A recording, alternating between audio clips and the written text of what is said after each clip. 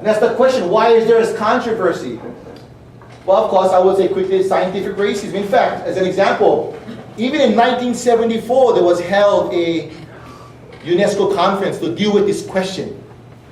They were getting nervous.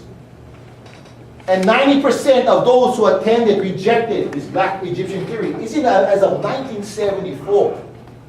Now this is pre-DNA and all that kind of stuff. Now it's a different story. Now they cannot deny when you actually look at the data.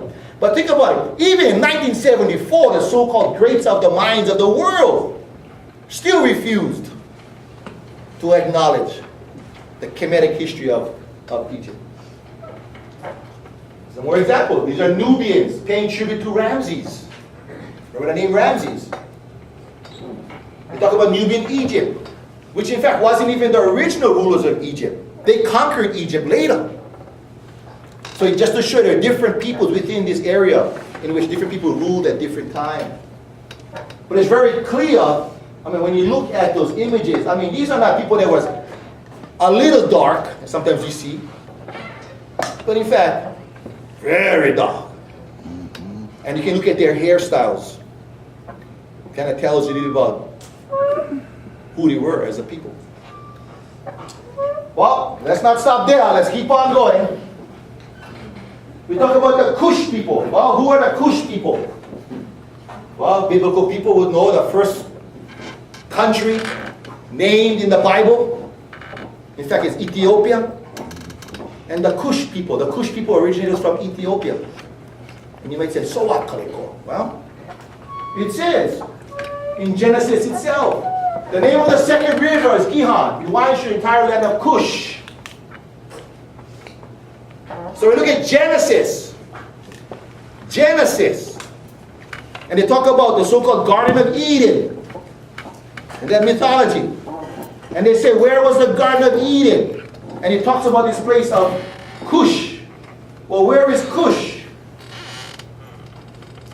And in fact, secondly, to add to that, Moses married, his wife was what's called a Cushite. Moses was from where again?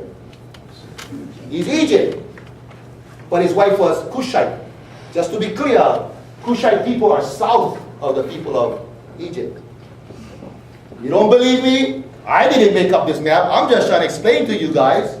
As you can see in this map here, in Africa, these are the Cush land and the Cush people. So even when we look at Moses, yes, okay, he's Egyptian. But maybe his wife wasn't. Sorry. His wife was even more African, if you can use that word, more African than Moses himself. If you think about that. So we talk about religion. We talk about the mythology, going back to the images of Charlton Heston and Yul Brynner. Kind of makes you wonder why those images were so important.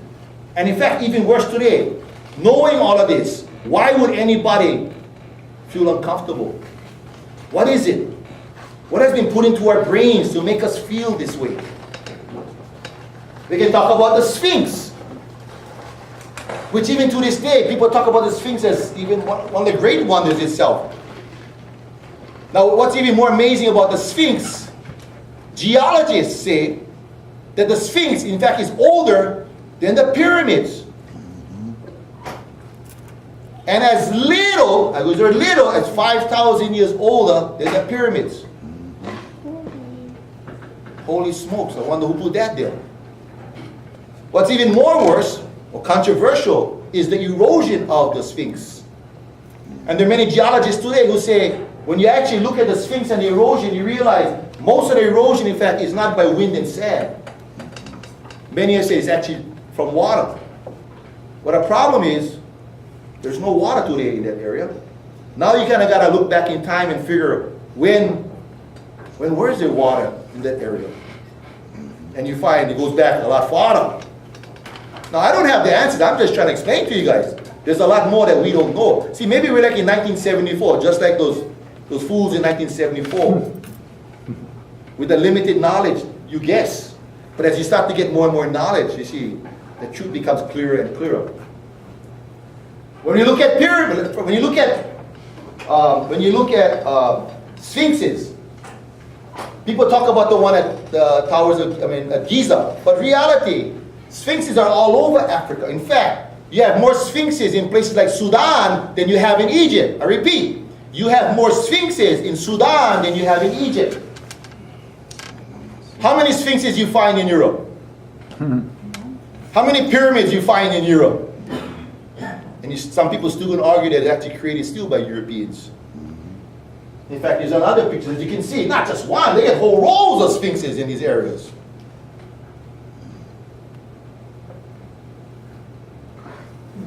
And you go to Las Vegas and you see the main sphinx over there.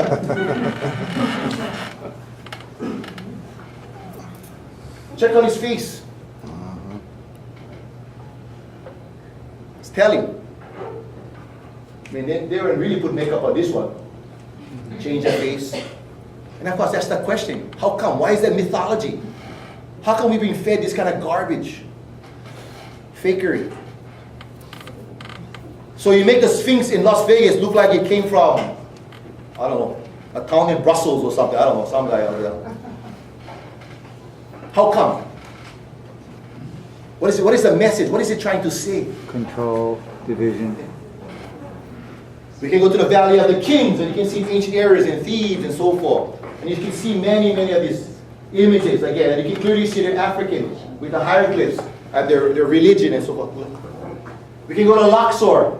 And of course you can see that even the Egyptians can go copy the Washington Monument to go build their, the obelisk. But I want you to think about that. In Washington, D.C., this is a copy of the original. Just like the one you found in Vegas with the Sphinx. These are ancient symbols. In fact, it's a symbol it's a phallic symbol for male sexuality. Go back to, sorry. And of course, this is the one in Washington, D.C. And if you look, if that's the male symbol, and you can check this out, what is this here?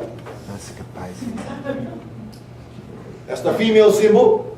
Now you might look at it and say, wow, I wonder, could it just be by chance that they came up with the exact same kind of ideas?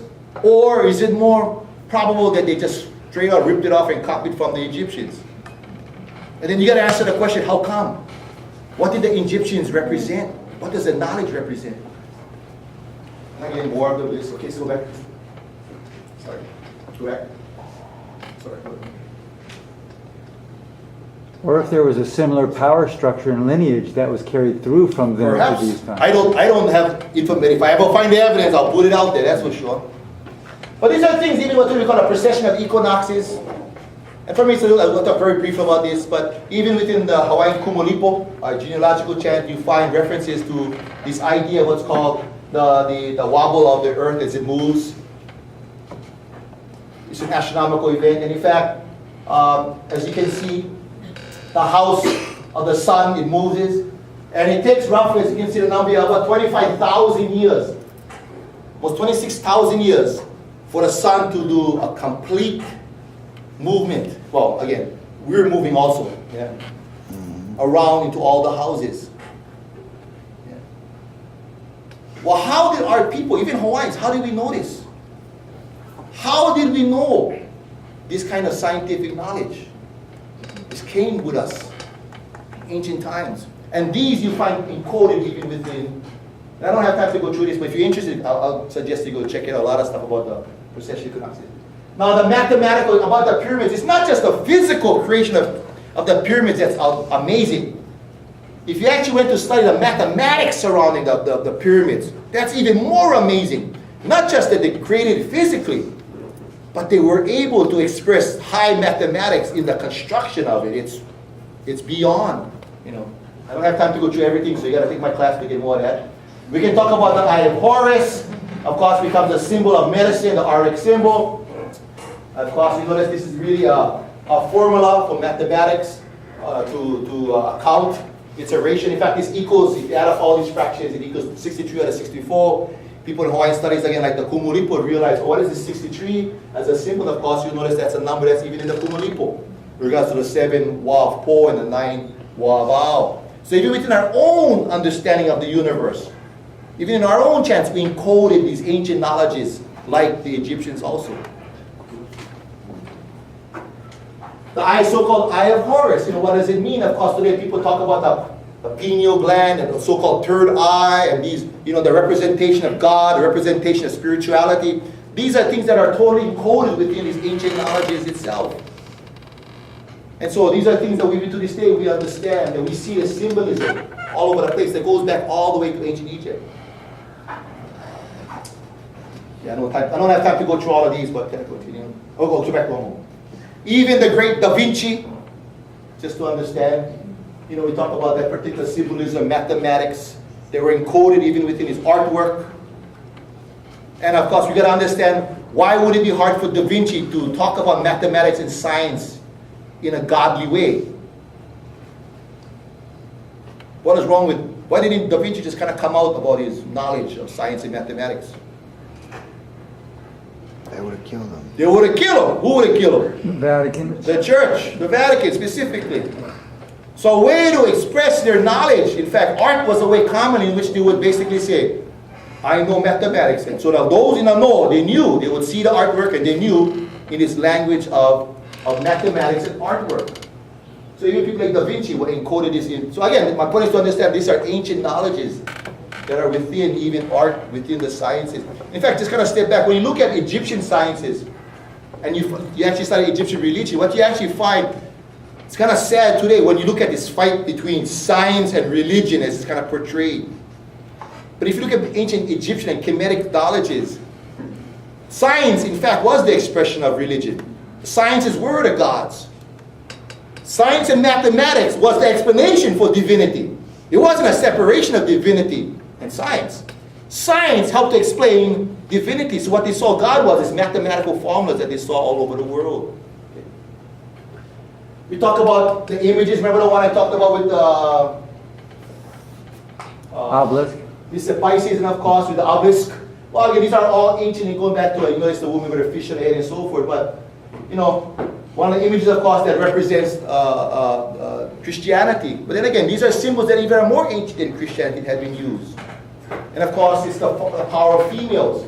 And what power do females have? Birth. The power of birth, power of life. Creation. Okay. And creation, exactly. Well, let's kind of look at a little bit of Kemet history. I'll move real quickly, sorry. Earliest hieroglyphs, 3400 BCE. That's over 5,500 years ago. Unification of Egypt, that's 31. That's over 5,000 years ago.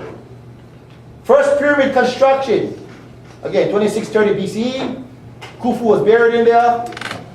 Thutmose, actually, just to understand, when you talk about Egypt, we can also remember Egypt also was a conquering nation and actually spread its influence and its society into many areas. And just example, on the Thutmose, where much of all of Palestine up to Syria, in fact, down to Nubia, was all under Egyptian control at one time also. And Amenhotep, in fact, is the person that introduces the idea of monotheism. And it wasn't only to 671 that the first Assyrians actually had conquered Egypt for sure. Again, the founding king of Egypt, just to look back, and you can see his facial pictures, features I should say. But he's the first emperor, and he unifies what was the southern and the northern part of Egypt into one kingdom. We look at the 42 laws of Ma'at, which are ancient religious texts, also called the Book of the Dead, also called the negative confessions. And this is really, confession was, I will not do this, I did not do this, I did not do this. It wasn't just 10 commandments that they had, but in the Egyptian they had actually 42. And let's be clear that all 10 that you find within the Judeo-Christian viewpoint, all 10 was part of the 42. Now, where did Moses, where was Moses raised again? And just to be, Moses comes to life roughly about over 1,000 years after these confessions that had already been created. And let's step back and go, remember, where did Moses get the 10 Commandments from? Mount Sinai. Where's Mount Sinai? Arabian Peninsula. Sure. You'd actually look and you find the argument is actually still in Africa. I watched a documentary where they were trying to find it. And Yeah. they couldn't find it. Which is part of the mythology, you see too. But if you actually look at where Moses' wife is from. You know, you add up all those stories. My point is to understand there's a lot of the story that we think we know, or we don't really know. But again, so you notice that even this idea of when you pass on, and when at your death, your life will be weighed against a feather, and you'll be judged on how well you lived your life so that you can pass on or not. That concept of an afterlife was something that was thousands of years even before the idea of a Moses ever walking upon the earth. We can look at biblical ideas of Joseph, and of course I just chose this picture. You know, there's a particular story of Joseph, and of course Joseph is the one who, if I remember right, he's kidnapped and he ends up in Egypt, and he has this way of reading the dreams of the king or the Pharaoh. But again, look at the Pharaoh looked that way. Obviously, you can figure Joseph probably never looked like that either. But again, these are images that you find throughout Europe. This is King Tut. You know, this is an image actually of King Tut. Seti, remember Seti? Seti was the father of Ramses. Well, that's him. That's Seti. So you can figure if he looked like that, I wonder what Ramses looked like. There's images of Ramses. Therefore, I wonder what Moses looked like. I guarantee you he did not look like Charlton Heston. I guarantee you he looked a lot more like darker than Barack Obama, that's for sure. Yeah, maybe I don't know, another James L. Jones or something like that. Anyway. Okay. Well, we can maybe look at early Judaism just to kind of understand the connections, influences. Hezekiah, who's a well-known kings of the Judaism history. And Hezekiah, of course, is one of those who kind of seen as really one of the fathers of Judaism. And there's a fight that goes on about the connection between Judaism and Egypt. And for far too long, there was this kind of like discounting and even